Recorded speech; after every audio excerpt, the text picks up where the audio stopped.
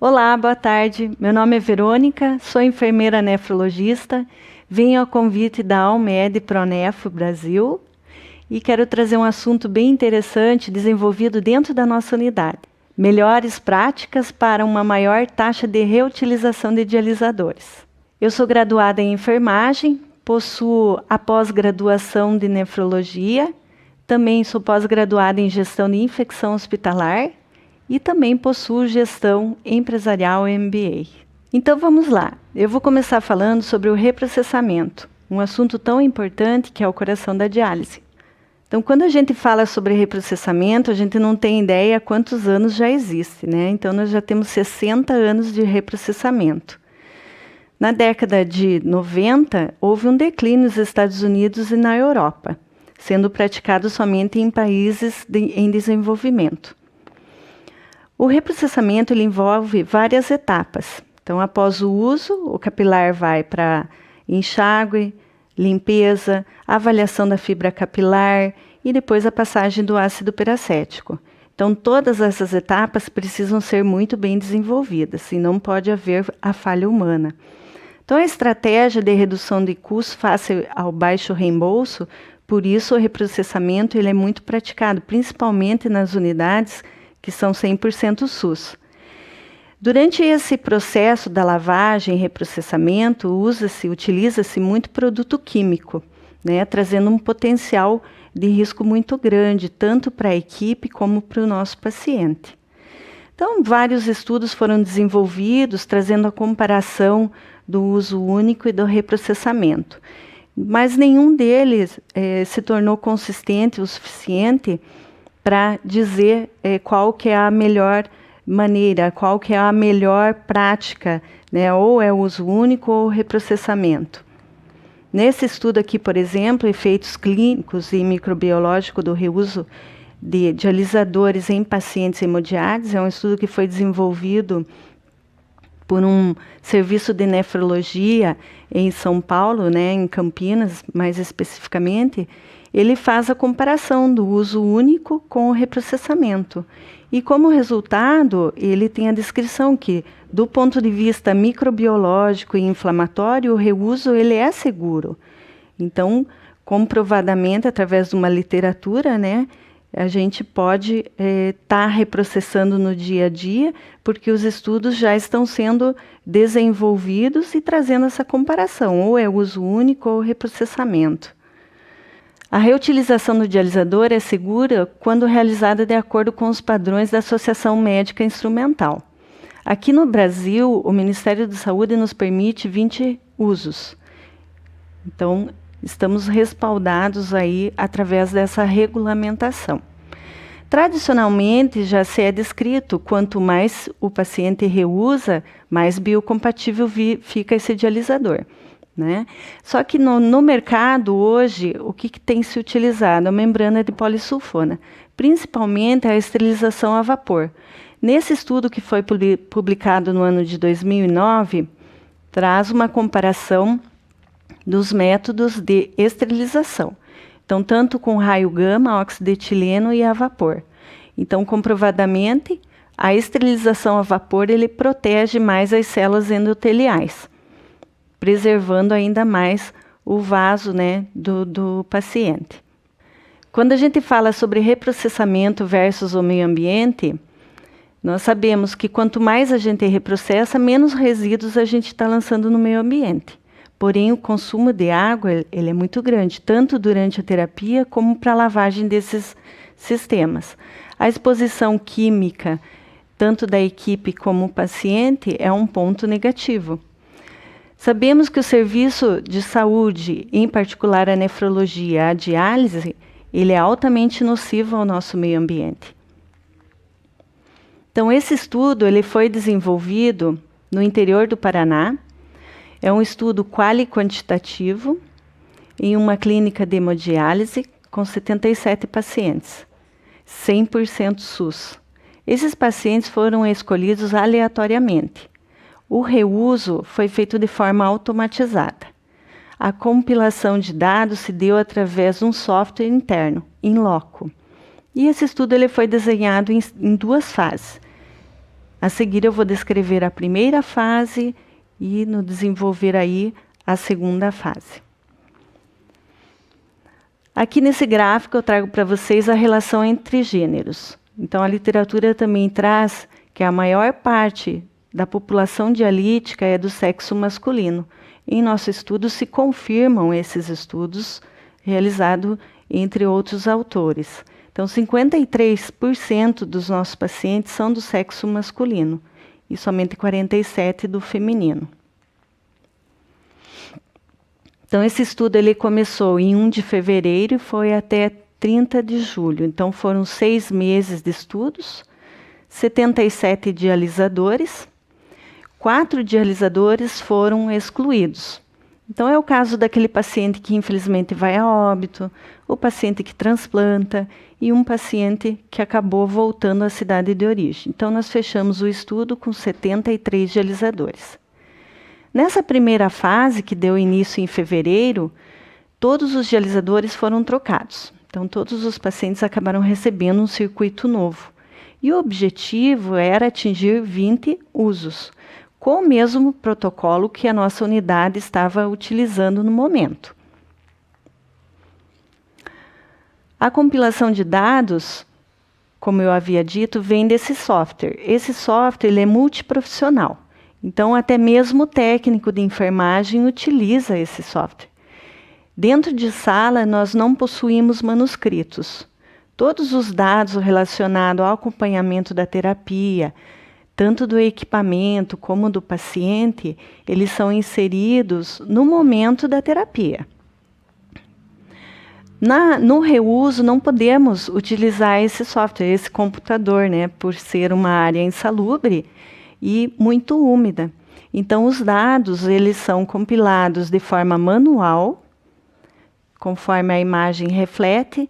Então, o equipamento, obtendo o prime do dialisador, o profissional já vai fazer a descrição desse prime e, após a computação de dados, é lançado diretamente no sistema, na página de cada paciente.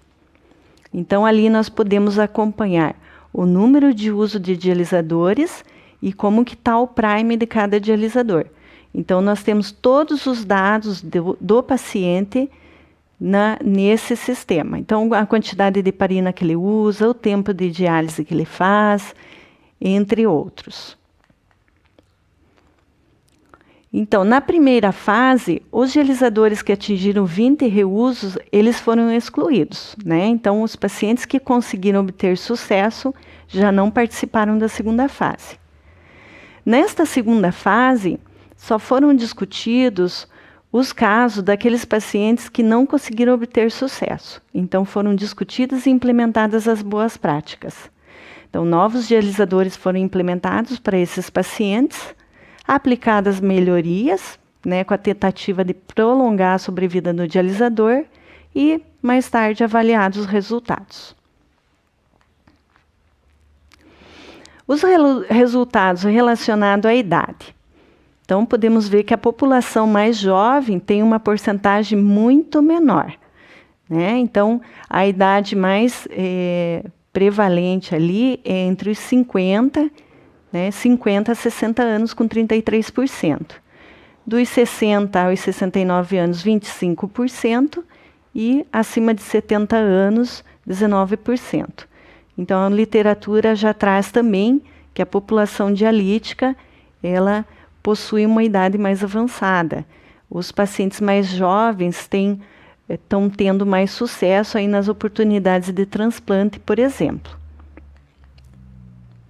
Os resultados relacionados ao tipo de membrana capilar que foram utilizadas.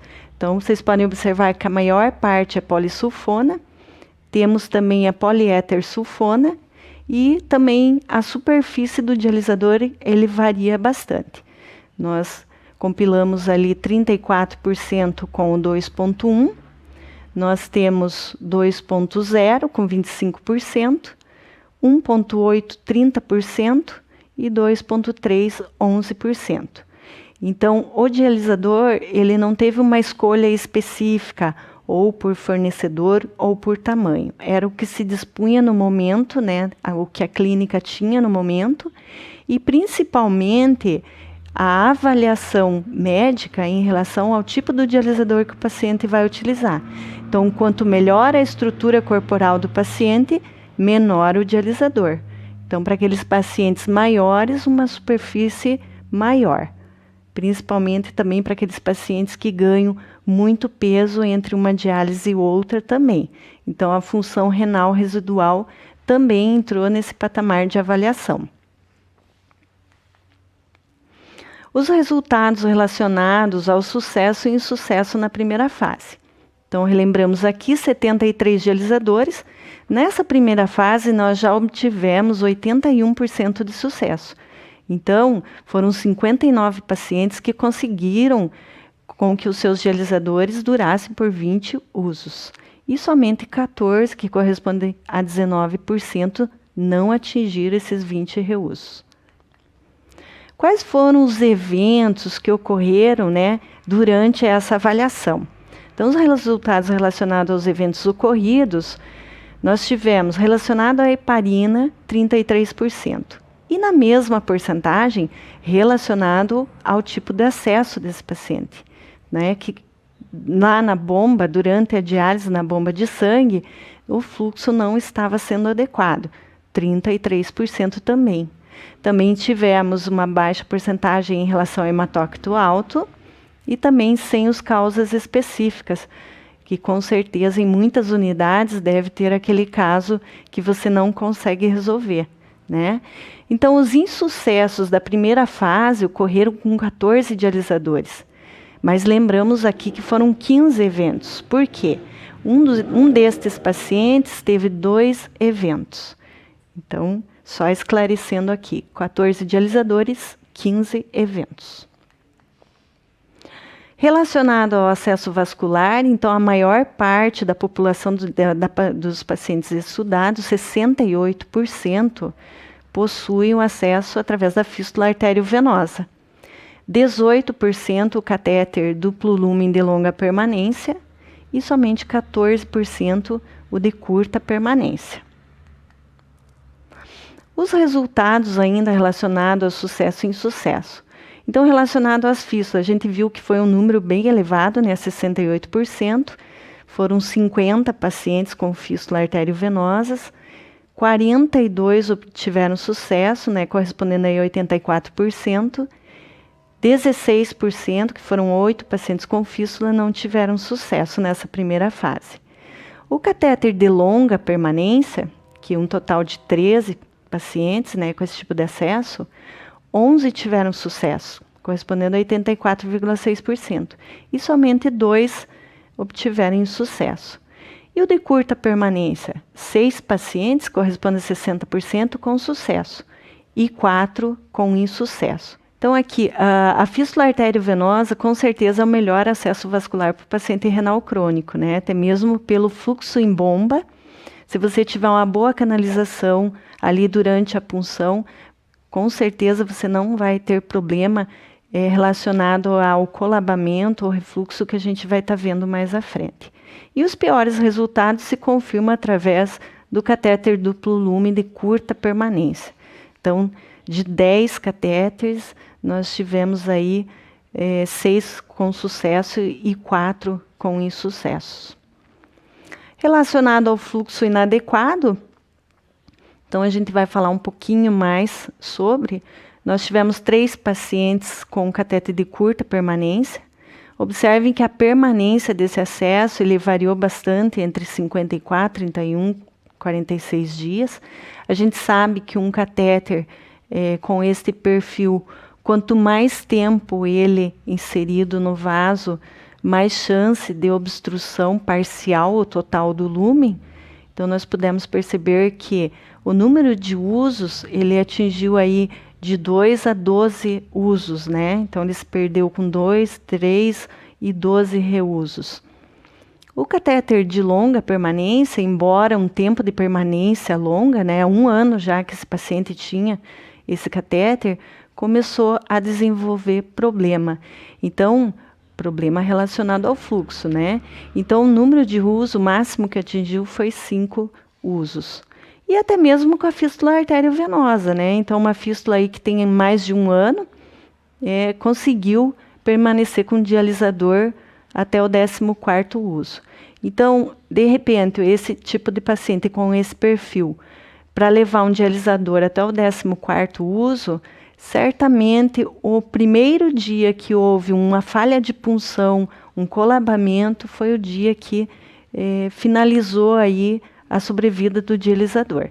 Então, é sempre bem importante que o acesso esteja bem canalizado para ter sucesso aí até os 20 usos, né? Trago para vocês algumas observações. Então, a heparina utilizada na unidade foi a heparina não fracionada. A preconizada pela equipe médica, a gente utiliza de 100 a 150 unidades quilograma-peso. Este valor ele pode ser até a mais, então sempre fica a critério médico. Tem alguns pacientes na nossa unidade que utilizam até acima de 150 unidades por quilograma de peso.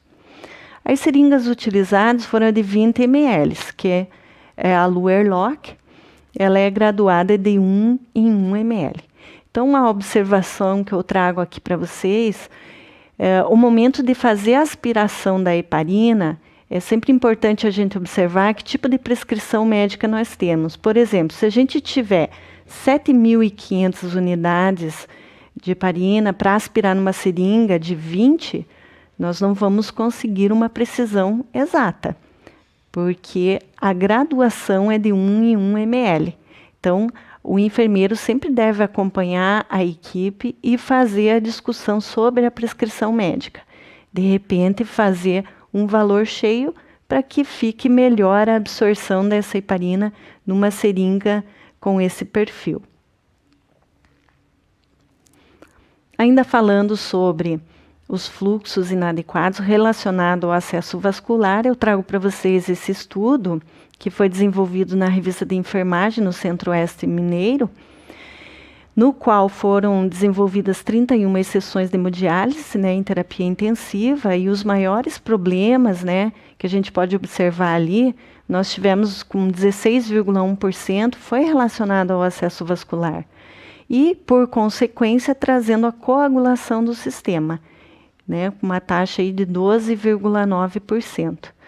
Então, comprovadamente, né, uma literatura, existem várias literaturas que trazem esse tipo de problemática relacionada ao acesso vascular, principalmente de curta permanência. O que a gente vê muito nesse tipo de acesso é o colabamento. Então, aqui no Paraná a gente fala colabamento, mas existem algumas regiões que pode falar ou estase, ou refluxo, nada mais é do que aquele espaçamento, né? O momento que você liga o paciente e lá na câmara interna você consegue observar esse tipo de situação. Então, a formação dessas bolhas de ar em contato com o sangue acaba acelerando o processo de coagulação. Então, esse tipo de situação a gente deve evitar, né? Então, quem sabe, se o fluxo está 350, porém na câmara não está correspondendo, de repente lavar esse sistema, posicionar o paciente. Existem algumas literaturas até mesmo que trazem a troca, né, de um hub por outro, o hub arterial com o venoso. Então, isso é uma prática muito frequente e real nas unidades. A busca é incessante por um fluxo melhor, né? Então, esse tipo de situação pode causar o aceleramento da coagulação do sistema e você perder o dialisador em menos tempo. Isso também pode ocorrer, de repente, por uma má canalização durante uma punção também com fístula arteriovenosa. Mais algumas observações nessa primeira fase, né? A rotina da clínica não contempla o uso de streptokinase in loco nos catéteres. Então, quando a gente tem a situação que o catéter não está obtendo o fluxo necessário, infelizmente precisa a troca desse catéter. Em algumas unidades, aí no nosso Brasil, muitas unidades às vezes têm de pronto aí a utilização desse tipo de medicamento e que evita a troca do catéter. Então, o nosso protocolo também interno de selagem do acesso, né, ao final da terapia, nós estávamos utilizando a heparina diluída, né? Então, fazia lá a aspiração de 1 ml, diluía ou para 3 ml de salina ou para 2 ml de salina, fazendo a heparinização do acesso com heparina diluída, respeitando aí os ml internos de cada catéter. E também nós tínhamos a programação da heparina durante diálise com o término com 1 hora antes, tanto para fístula como catéter. Então, era generalizado essa prescrição. Uma outra observação, o momento que você vai iniciar a terapia do paciente, é muito importante fazer a aspiração do conteúdo de cada hub, não deixando aí com que plugs de fibrina venham a subir ao sistema e atingindo o dialisador, né? Porque o momento que isso ocorre, como vocês podem perceber através da imagem, essa fibrina em contato com a membrana, ela pode obstruir parte das fibras, perdendo ali o seu prime no momento lá do reusista manusear, né? Então, de repente vai instalar esse dialisador na máquina, às vezes acaba dando baixo prime por uma simples ação que poderia ser evitada logo ali no começo da terapia. Então, sempre é importante puxar, aspirar bem esse catéter, lavar bem esse catéter antes de começar a terapia. Aqui as perdas dos dialisadores relacionados à heparina. Então, o que realmente aconteceu? Uma delas foi a falha na programação do equipamento. Então, na nossa unidade, a gente utiliza o equipamento no seu total potencial. Então, a gente faz a aplicação do rate e do time também. O rate nada mais é do que ml hora. Então, nessa falha da programação, o paciente já perdeu no primeiro uso. Por quê? Foi feito somente o bolus inicial e a programação no equipamento foi feito de forma errada e acabou ficando essa heparina restante sem fazer uso, né? Ficou conectado ao sistema, mas não foi aplicado a programação automatizada. Uma outra causa aí relacionada à heparina é o erro do cálculo, né, da heparina. Então, nós costumamos fazer sobre a superfície corpórea do paciente. No caso, essa paciente estava fazendo uso de um valor bem abaixo do que ela poderia estar utilizando. Então, estava abaixo de 100 unidades por quilograma peso. E logo acima aí, na sequência, né, a gente pode perceber aqueles casos que às vezes não temos muitas alternativas. O paciente que vem com queixas de sangramento, ou é pós-procedimento, ou às vezes um ciclo menstrual intenso. Então, nesse caso, sem o uso da heparina, que foi a menorragia, o dialisador conseguimos usar até 12 usos. Ali no pós-CAT, né, cateterismo, 14º uso, já houve o descarte, e também no relato de sangramento digestivo. Então, esse é um caso à parte que a gente deve avaliar com muito cuidado, buscar a orientação da equipe médica e ver se vai fazer sem uso da heparina ou a dose reduzida. Percebemos aqui que o momento que você muda a prescrição da heparina é muito nítido através desse gráfico aí, dessas observações, né? Que o dialisador ele estava indo bem até o 12º, 3º ou 4º uso. Foi o momento que mudou a dose de heparina que houve a perda do dialisador. E também temos aqueles casos, as perdas dos dialisadores sem causas aparentes. Aquele paciente que tem uma fístula maravilhosa, um fluxo ótimo em bomba, uma heparinização adequada e mesmo assim a gente não consegue ter sucesso, né? Então, o mero contato do sangue com a membrana do dialisador ativa proteínas do sistema de complemento, ocorrendo liberação de mediadores pró-inflamatórios, ativando a cascata de coagulação. Partimos dessa ideia aí, né, esse contato aí, essa ativação dessa cascata de coagulação. Mas o que mais será que a gente poderia oferecer para esse paciente? Vamos ver logo a seguir. E também temos a perda do dialisador devido ao hematócrito alto. Então, aqui nós trago para vocês o acompanhamento no mês de fevereiro, que foi logo que começou o estudo. Esse paciente estava com uma hemoglobina de 14,7, uma hemoglobina alta, né? Ele utilizava aí a eritropoetina 12.000 unidades na semana. Houve a revisão no mês de março, caiu um pouquinho, né? 14,4, mas mesmo assim a gente não conseguiu manter o dialisador se perdendo no terceiro uso, né? Então, a dose de eritropoetina deve ser muito bem avaliada mês a mês, para que a gente possa ter sucesso também no dialisador. Ele é um fator que contribui para o descarte. Em particular, esse paciente, ele teve 2 casos associados, que foi o catéter de curta permanência e a hemoglobina alta. Então, a gente não sabe quais desses fatores, ou os 2 juntos, contribuíram, né, para a perda do dialisador.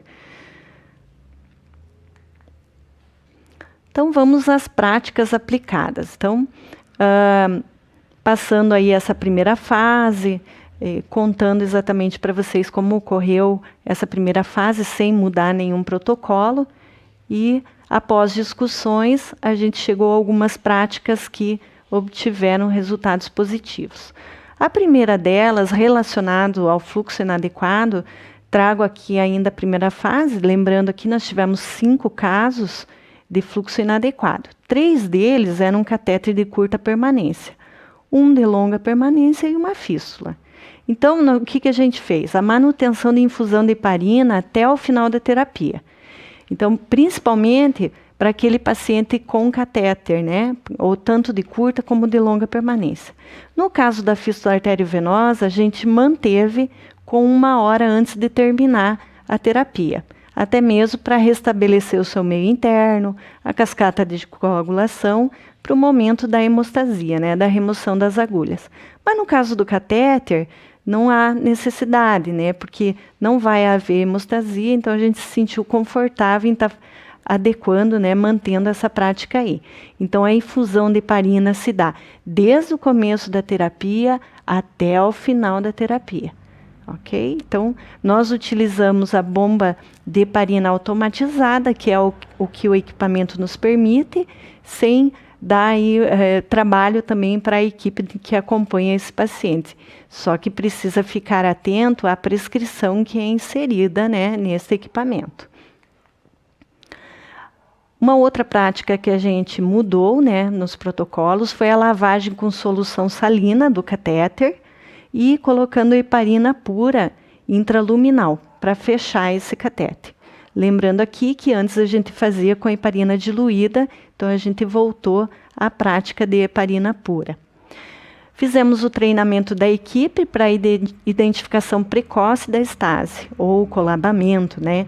Então, de repente, o equipamento alarma, o profissional demora em responder, a atender esse equipamento, o sangue fica muito tempo parado no sistema. Então, treinamos a equipe para que qualquer alarme que o equipamento soa, que o técnico de enfermagem esteja pronto e corrigir o mais breve possível. Infelizmente, houve troca de catéteres, né? Em especial, um dos pacientes teve que trocar 2 vezes o catéter. Também fizemos a associação de AS, baseados no estudo, no desenvolvimento de estudo. Houve um estudo que foi desenvolvido, foi aplicado o AS, com a associação da heparina, então o AS de forma contínua, e a heparina somente nos dias de terapia, e obtivemos resultados positivos. Revisão da dose de eritropoetina, revisão dos pontos de punção, extremamente importante, porque nós tivemos um paciente com fístula arteriovenosa. E aqui o resultado aí da primeira fase e da segunda fase com essas medidas. O resultado foi fantástico. Infelizmente, um paciente só da segunda fase não obteve sucesso. E foi exatamente aquele paciente com hematócrito alto e com o acesso central de curta permanência. Esse paciente teve que trocar o catéter 2 vezes e mesmo assim ele não concluiu, mesmo na segunda fase, com as medidas instituídas. Mas o gráfico ele representa aí um sucesso bem bacana, né? Então, principalmente o de curta permanência, melhorou bastante, o de longa permanência zerou, com aquela medida de heparina intraluminal para fechar o catete, né? Voltamos à heparina pura, sem a diluição. E aqui relacionada à heparina, né, na primeira fase foram 5 pacientes, catéter de curta permanência, o de longa e 3 fístulas. Então, o ajuste da dose de acordo com o peso foi revisado, reavaliados os riscos de sangramento, pós-melhora clínica, retorno da dose para aqueles que conseguiram retornar. E a inclusão do item de programação do checklist no início da terapia, para evitar a falha humana, né? Principalmente na programação do equipamento. Então, às vezes, o técnico ele é muito sobrecarregado e, às vezes, a gente precisa criar algumas ferramentas que vão manter a qualidade no serviço da diálise, trazendo ali no dia a dia uma ferramenta de auxílio, né, para essa equipe. Porque fazer a programação em bomba de heparina é algo que, de repente, o paciente, um faz 3 horas, outro faz 3 horas e meia, outro faz 4, e às vezes o profissional não consegue gravar tudo isso. Então, a gente instituiu a inclusão desse item no checklist seguro no início da terapia. E aqui o resultado. Então, a primeira fase, tudo que está em vermelho é o que não obteve sucesso. E na segunda fase, somente uma paciente que persistiu, né, com sangramento, que foi encaminhada para avaliação, que também tinha fístula arteriovenosa, mas a gente não conseguiu o retorno da dose máxima prescrita ali, conforme ela tinha anteriormente, e teve que utilizar sempre baixa dose, não conseguindo atingir o sucesso esperado com o dialisador. E aqueles dialisadores que a gente acaba perdendo sem causas aparentes, né? Foram 4 casos, todos eles com fístula arteriovenosas. A medida instituída foi o aumento do fluxo em bomba. Para aqueles pacientes que puderam usar o AS, foram administrados, né? Então, 2 pacientes conseguiram usar AS e 2 não. E o treinamento da equipe também no preparo do sistema. Então, no momento que você vai lavar o sistema, o sistema tem que estar livre de bolhas de ar. Lembramos aqui que a bolha de ar em contato com o sangue favorece a coagulação. Então, durante a recirculação, precisa remover toda e qualquer bolha de ar. Então, nós tivemos um sucesso de 4 pacientes, 3 obtiveram sucesso e somente 1 não, mesmo com o uso de AS. Então, esse paciente em especial estava usando AS e não conseguimos obter sucesso. Então, algumas discussões, então, as maiores dificuldades encontradas foi com acesso de curta permanência. A troca desse tipo de acesso foi necessária, né? Para um paciente, por exemplo, teve que trocar 2 vezes o acesso. A associação da AS trouxe resultados positivos. O hematócito versus catéter de curta permanência é um fator que agrava ainda mais, né, esse acompanhamento. Então, são 2 situações no mesmo paciente. Difícil resolver, né? E o CDL de longa permanência respondeu adequadamente às medidas. Então, simplesmente, a gente utilizar a heparina pura intralume para fechar o catéter melhorou muito a evolução desse acesso durante a hemodiálise. E uma fístula arteriovenosa, né, que uma punção inadequada, justamente naquele dia acabou perdendo o dialisador, porque até repuncionar o paciente, o sistema ficou parado e trazendo aí uma maior chance de coagulação. A gente não pode banalizar também os cuidados do manuseio com a heparina. Lembramos aqui que a heparina é uma prescrição médica, deve ser muito bem avaliado pelo médico assistente. Nós, da equipe de enfermagem, devemos trazer as informações para o médico, há sangramentos, há dificuldade durante a hemostasia. Então, tudo isso precisa achar um equilíbrio, precisa ser ajustado. Acompanhar a equipe de enfermagem no momento para puxar a heparina, ver se estão puxando a dose adequada, né? Porque às vezes no momento de agilidade, de pressa, acaba errando uma dose ou outra. O desafio à parte com os pacientes que relatam sangramento. Então, não existe nenhum protocolo pronto. Cada unidade precisa modelar o seu protocolo interno relacionados ao sangramento. E 2 casos aí, né, que ocorreram o descarte do dialisador, o simples acerto da dose de heparina conforme o peso do paciente, a correção da falha humana através do checklist, obtiveram sucesso. São os casos mais fáceis de resolver. O descarte sem causa aparente foram os mais desconcertantes, né? Então, alguns responderam ao fluxo, outros não, né? Foi somente um paciente que não respondeu, os demais continuaram com o fluxo alto e a associação de AS. Então, em resumo, nessa fase final, nós obtivemos bastante sucesso, 73%. Então, 11 pacientes conseguiram obter sucesso e somente 3 não obtiveram sucesso. A conclusão que trazemos desse estudo, nessa primeira fase, 81% que a gente teve de sucesso lá na fase inicial, atribuímos ao número de fístula. Então, a maior parte dos nossos pacientes tinham fístula. A atuação de uma equipe que mantém um treinamento em dia, a experiência, o manejo e correção dos acessos vasculares com disfunção de fluxos e alarmes. Então, na busca dos fatores que interferem no dialisador, com toda certeza posso afirmar. Então, o fluxo inadequado relacionado ao acesso vascular, principalmente com a catéter de curta permanência, a heparinização é fundamental e também nós temos os sem causas aparentes, hematócrito alto numa porcentagem bem menor. Então, fluxo inadequado e heparinização é fundamental para a gente manter o dialisador por 20 usos. A aplicação do AS foi efetiva em alguns casos, confirmando os estudos, né, durante a pesquisa, o desenvolvimento desses estudos que eu trago para vocês.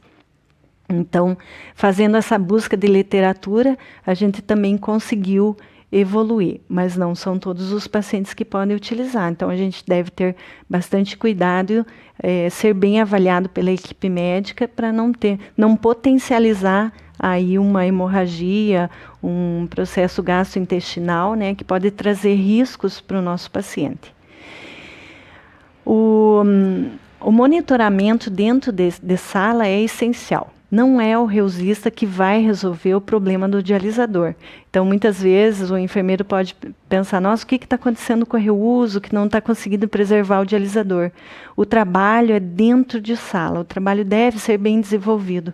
Acompanhar o fluxo em bomba, ver se não está colabando, acompanhar a aspiração de heparina, acompanhar a programação de heparina, estar junto da sua equipe, saber dialogar com a equipe médica, trazer as informações quando uma dose de heparina está muito baixa ou muito alta, ou alguns sangramentos, né, que estão ocorrendo.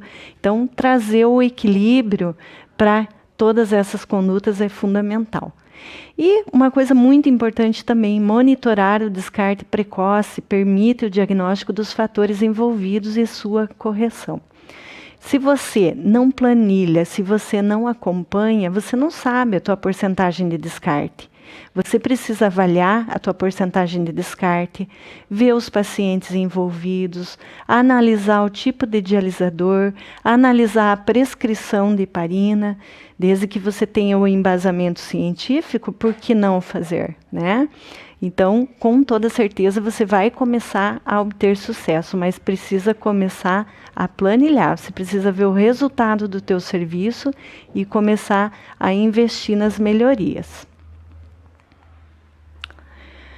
Agradeço profundamente o tempo que vocês me disponibilizaram. Trago para vocês a minha experiência, da forma exatamente como elas ocorreram. E para você que é enfermeiro, que quer continuar tendo um bom resultado nos seus dialisadores, avalie com carinho os seus fluxos sanguíneos, as dosagens de heparina, aquele paciente que não consegue ter sucesso, mesmo tendo o melhor acesso à melhor prescrição, discuta com a equipe médica e com certeza vocês vão conseguir chegar ao equilíbrio, que vocês consigam manter um dialisador do primeiro ao 20 uso, né? Principalmente aquelas unidades que são 100% SUS. Muito obrigada, uma boa tarde a vocês.